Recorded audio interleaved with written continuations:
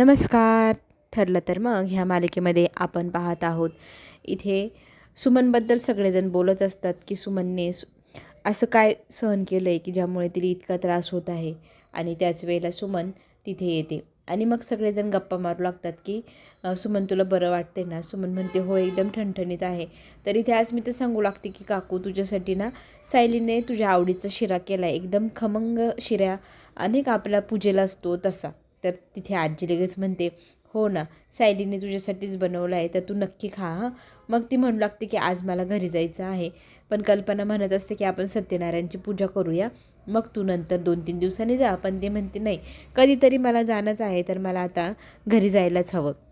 असं म्हणत ती घरी जायचा हट्ट करते. मग पूर्ण आजी पण तिला म्हणते की पण इथून पुढे तुला कधीही हक्काने यावंसं वाटलं तर तू आमच्याकडे नक्की यायचं हं. आणि सुमनला आपल्या सायली आणि अर्जुन सांगू लागतात की आम्ही तुला सोडवायला येतो. मग इथे स्वयंपाक झालेला नसतो तर सायली म्हणते 2च मिनटं मी सगळा स्वयंपाक पूर्ण करते, मग आपण निघूया, तोपर्यंत तू शिरा खा. मग इथे सुमन म्हणते हो हो नक्की, मी तोपर्यंत खाते, मग आपण जाऊया, मला ना गं माझ्या घरीच जायचं आहे. तर अर्जुन तिला म्हणतो पहिले तू नाश्ता करून घे, मग आपण जाऊया. असं म्हणत तिला मग नाश्ता करायला सगळेजण हट्ट करतात. मग ती नाश्ता करू लागते. इकडे प्रियाच्या डोक्यात काय काय प्लॅन शिजत आहे. ही जर घरी गेली तर नागोबाचं टेन्शनच कमी होईल, कारण नागोबा तिच्याकडे लक्ष ठेवील, मग माझ्या पण डोक्याला त्रास कमीच राहील आणि नागोबाचं पण टेन्शन मला राहणार नाही. ती सारखी मला तो मला सारखं फोनही करणार नाही. असं इथे प्रियाच्या डोक्यामध्ये चालू असतं. आणि आता नागराजने सांगितलं आहे की सायलीला सतत त्रास द्यायचा, सायली घराबाहेर गेली नाही पाहिजे. सायली आता सुमनला सोडवायला गेलेली असते आणि किचनमध्ये कोणी नाही. लगेच पाहिल्यानंतर आपली प्रिया लगेच मध्ये जाते आणि स्वयंपाक सगळा एका पार्सलमध्ये भरू लागते. सगळे पार्सलचे डब्बे छान प्रकारे भरले जातात. भांडी रिकामी करून ती भांडी मग स्वच्छ धुण्यासाठी ती बेसिनजवळ जाते. सगळे भांडे एकदम स्वच्छ चकाचक अशी धुवून काढते. धुतल्यानंतर ती भांडी त्या किचनवरती पुन्हा मांडून ठेवते, झाकून ठेवते, जणू काही त्याच्यामध्ये स्वयंपाकच काढून ठेवलेला आहे. सगळी भांडी झाकून ठेवल्यानंतर मग ती मी काही केलंच नाही असं साव आणत घराच्या बाहेर ती पार्सल घेऊन निघून जाते. ती निघून गेलेली पाहिल्यानंतर नागराजला सुमनला पाहून खूप आनंद झालेला असतो आणि सायली आणि अर्जुन तिला सोडवायला आलेले असतात. इथे नागराज म्हणू लागतो की सुमन तू इतक्या दिवसांनी आली, मला खरंच खूप आनंद झाला, आपण तू येण्याचा आनंद सेलिब्रेट करायला हवा. तर त्याने नारळाची बर्फी जी सुमनला खूप आवडते ती आणलेली असते. सुमनला ती देऊ करते. सुमन इथे घाबरू लागते. सुमन म्हणू लागते की तू बाजूला हो, दूर हो. आणि इथे तो म्हणू लागतो असं काय करतेस, मी तुझा नवरा आहे अगं. तर तुझ्यासाठी मी इथे नारळाची वडी आणली, मी तुला माझ्या हाताने भरवू का. तर ती नाही नाही म्हणत असते.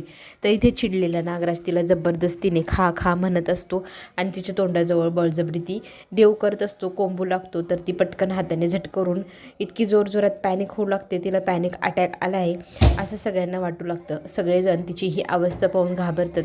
ती म्हणू लागते की सोडा मला, माझे हात सोडा, माझ्याजवळून दूर व्हा, सगळेजण जा, मला जाऊ द्या घरी, असं म्हणत ती जोरजोरात ओरडू लागते. कुणाचं काही ऐकायलाच तयार नसते. सगळेजण खूप घाबरलेले असतात तिची ही अवस्था पाहून आणि सगळेजण तिची समजूत काढण्याचा प्रयत्नही करू लागतात. सायली आता सुमन काकूला तिच्या खोलीत सोडवायला वरती जाऊ लागते. सगळ्यांना सांगू लागते की मी काकूची खोली तिला दाखवते, तिला तिथे झोपवते, आराम केला की तिला नक्कीच बरं वाटेल. असं म्हणत रविराजही म्हणू लागतो हो हो नक्कीच तिला घेऊन जा तिच्या खोलीत. असं म्हणत मग सगळेजण तिला खोलीत जायला आणि आराम करायला सांगू लागतात. आता तिची ही झालेली अवस्था पाहून रविराजला आणि प्रतिमाला फार टेन्शन आलेलं असतं की कसली अवस्था होऊन गेली आहे, किती टॉर्चर केलं असेल त्या महिपतने तिला. आता सगळ्यांच्या समोर आता अशी प्रतिमा उभी राहिली आहे सुमनची की तिला महिपतने इतका त्रास दिला आहे की ती सगळं काही विसरून गेली. अगदी नागराजला तर वाटू लागलं आहे की त्याने दिलेल्या त्रासाच्या जाचामुळेच ती अशी मनोरुग्ण झाली आहे, तिला काहीच आठवत नाही आहे, ती डोक्याने जरा चाराने बाराने सरकली. आता तो खुश आहे की आता ही कुणाला काही सांगणार नाही की मी हिला किडनॅप केलं होतं, मी तिची अशी अवस्था केली, हे ती विसरून गेली. अशा भ्रमामध्ये आता नागराज मस्तपणे वावरणार, त्याला आता कसलंच टेन्शन राहिलं नाही, तो एकदम बेफान होणार. आणि इथे सायली मात्र सांगू लागते की काकूची आपल्याला काळजी घ्यायला हवी, तिची मनस्थिती जरा खराब झालेली दिसतीये, अगदी ती कुणावरती काहीही हल्ला करेल, कुणाला काहीही बोलेल, तिच्याकडे अजिबात लक्ष द्यायचं नाही. आणि इकडे मात्र सगळेजण जेवणाची तयारीसाठी दुपारच्या आलेले असतात हॉलमध्ये आणि सगळेजण टेबलवरती बसायला डायनिंग टेबलवर गेलेले असतात. तिथे अस्मिताला तिची आई सांगत असते की तू जेवणाची खूप गरज आहे तुला, तू आराम तर करते पण जेवण करत नाही व्यवस्थित, तुला सारखं सांगावं लागतं की जेवण कर जेवण कर. आणि बघ तर सायली घरी नाही, ती आल्या आल्या मला सगळ्यात पहिले हाच प्रश्न विचारेल आणि माझ्यावरती चिडेल. बस बरं तू असं म्हणत तिला ती टेबलवरती खुर्ची सरकवून बसवू लागते आणि ती बसते. त्याच्यानंतर कल्पना किचनमध्ये जाते तिला ताट वाढून आणण्यासाठी, तर तिथे सगळी भांडी खोलून पाहते ती सगळी रिकामी दिसू लागतात. अर्जुन आणि सायली आता सुमनला तिच्या घरी सोडून गाडीमध्ये बसलेले असतात. त्यांच्या डोक्याला खूप टेन्शन आलेलं असतं की ही अवस्था आता काय करायचं. मग दोघेही गालातले गालात जोरजोरात हसू लागतात. आणि इकडे सुमनची ती अवस्था आठवू लागते. सायलीचा खरं तर तो प्लॅन होता की आता इथून पुढे आपण नागराजला असं दाखवायचं की सुमनला इतका मोठा मनावर परिणाम झाला आहे की ती मनोरुग्ण झाली आहे, तिला अजिबात काहीच कळत नाही, वेडावल्यासारखी भांबवल्यासारखी करू लागली आहे. हे जेव्हा नागराजला कळेल तेव्हा नागराज एकदम बेफानपणे वागेल. आणि इथे घाबरलेली सुमन नाही नाही मी नाही करू शकणार म्हणू लागतं. पण आता इथे सायली सांगते की तुला खंबीरपणे आता उभं राहावं लागेल, स्वतःसाठी स्टँड घ्यावे लागेल. आणि आपल्याला किती वाटलं ना आपण आता पुरावे मिळवल्याशिवाय ही गोष्ट सगळ्यांसमोर सिद्धच करू शकणार नाही की ह्या सगळ्या गोष्टीचा मास्टर माइंड नागराज आहे. आता सुमन खंबीर झालेली आहे, तिने आता अंगात प्राण आणलाय आणि ठरवलं की त्या नागराजला चांगला धडा शिकवायचा, पण आता वेगळ्या मार्गाने. आणि ठरल्याप्रमाणे इथे सुमन काकू तशी वागलीही. दोघं जणांना आपला प्लॅन यशस्वी होतो हे जाणवू लागतं आणि ते दोघंही म्हणू लागतात की आता ही आपल्याला अजिबात टेन्शन घ्यायची गरज नाही, सुमन काकू पुढचं काम तिचं एकदम चोख करेल. इकडे जेवणाच्या टेबलवरती प्रिया आलेली असते आणि पाहू लागते की सगळे भांडे रिकामी आहे, तरी ती टॉन्ट मारू लागते. कुठे गेली तुमची ती आदर्श सून, तुमचा स्वयंपाक करून जाणार होती ना, ती तरी ती दिसत पण नाही आहे. तुमचा स्वयंपाक केला नाही वाटतं, तिने गेली उंदडायला, तिला उंदडायची सवयच लागली.